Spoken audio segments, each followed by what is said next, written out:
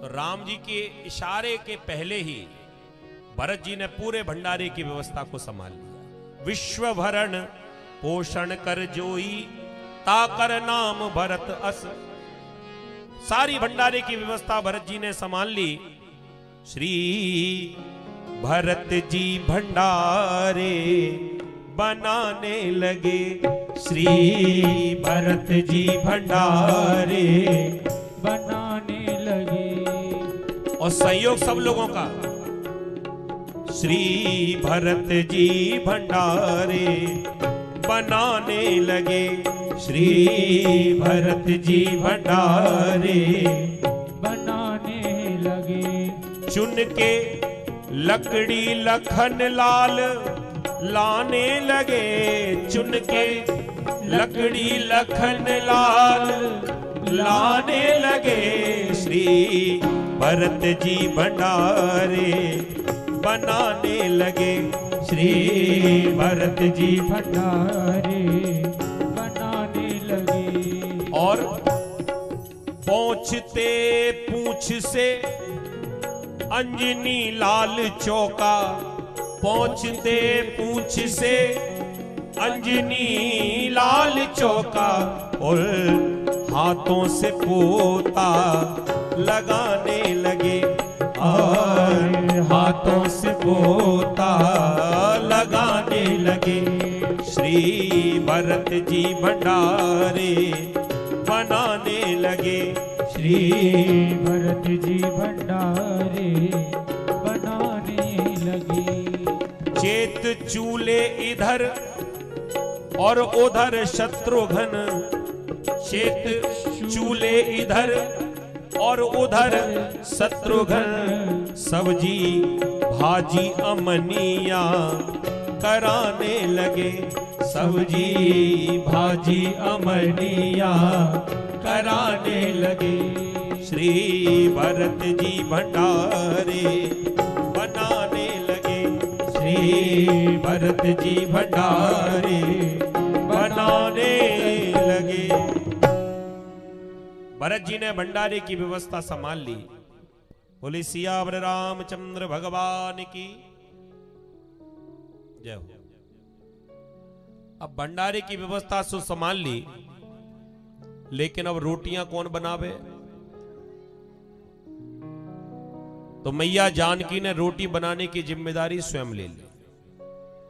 कह दिया महाराज चिंता मत करो, रोटियां मैं बनाऊंगी। और मैया जानकी जंगल में जब रोटियां बनाने लगी तो ऐसा प्रभाव हो गया, मैया जानकी स्वयं सीता रसोई हर किसी को संभव होती है क्या? तो मैया जानकी जब रसोई बनाने लगी, रोटियां बनाने लगी, तो अष्ट सिद्धियां जंगल में प्रकट हो गई, दृश्य अदृश्य शक्तियां आ गई और सभी प्रकट होकर और भीड़ इकट्ठी हो गई। मैया थोड़ा सा प्रसाद हमें भी मिल जाए, थोड़ा सा हमें भी मिल जाए, थोड़ा सा हमें भी मिल जाए।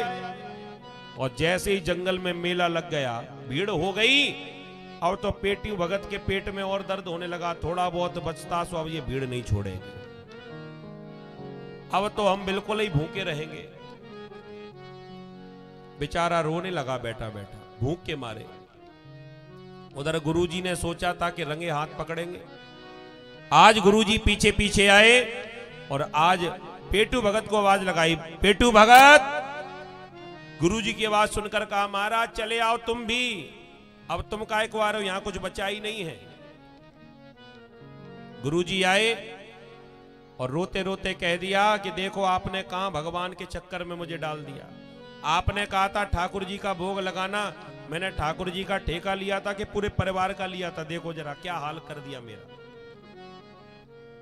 अब चमत्कार ऐसा हुआ कि गुरुजी को राम जी का दर्शन ही ना हो। जो कुछ दिख रहा था केवल पेटू को ही दिख रहा था, अब गुरुजी को दिखाई ना पड़े।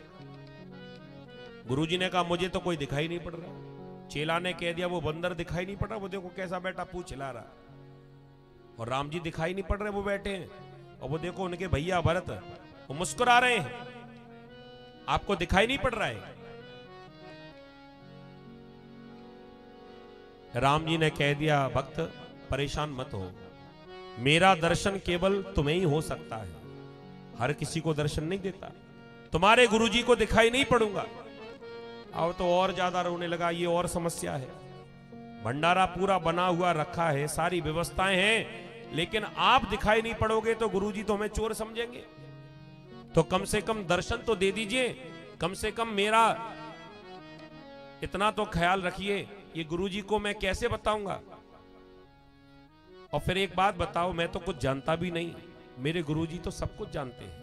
राम जी ने कहा बिल्कुल सही बात है, आपके गुरुजी सब कुछ जानते हैं, पूजा की विधि जानते हैं, ज्ञानी हैं, ध्यानी हैं, तपस्वी हैं, लेकिन भक्त जो भावना तुम्हारे भीतर है, इतना ज्ञान होने के बाद भी तुम्हारे गुरुजी के अंदर वो भाव नहीं है। और जाकी रही भावना जैसी, प्रभु मूरत देखी तिन तैसी।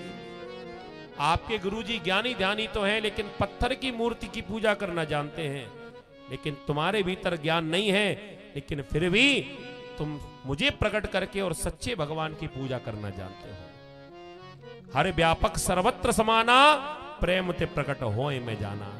मैं 56 प्रकार के भोगों से प्रकट नहीं होता, मैं तो कोई भाव से सूखी रोटी भी खिला दे तो मैं तो सूखी रोटी खाने के लिए भी प्रकट हो जाता हूं।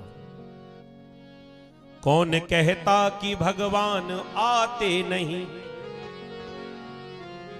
विदुर जी की बिलनी की तरह हम बुलाते नहीं। कौन कहता कि भगवान खाते नहीं, विदुरानी की तरह हम खिलाते नहीं। तो आज भक्त के बार बार निवेदन करने से भगवान ने भी गुरु जी को दर्शन दिया। प्रभु को प्रणाम करने के बाद गुरु जी ने अपने चेला को प्रणाम किया, क्योंकि अभी तक को कम कर दो, अभी तक तो गुरु जी की कृपा से चेला को भगवान का दर्शन होता था, लेकिन आज पहली बार ऐसा हुआ कि चेला की कृपा से गुरु को भी भगवान का दर्शन हो गया। तो कहने का अर्थ यह है कि भगवान तो भाव से प्रकट होते हैं। जड़ भरत जी महाराज जंगल में तपस्या करने के लिए चले गए और रहुगण को सुंदर भवाटवी का ज्ञान दिया और वापस अपने सिंध सौबीर देश भेज दिया। बोलिए जड़ भरत जी महाराज की।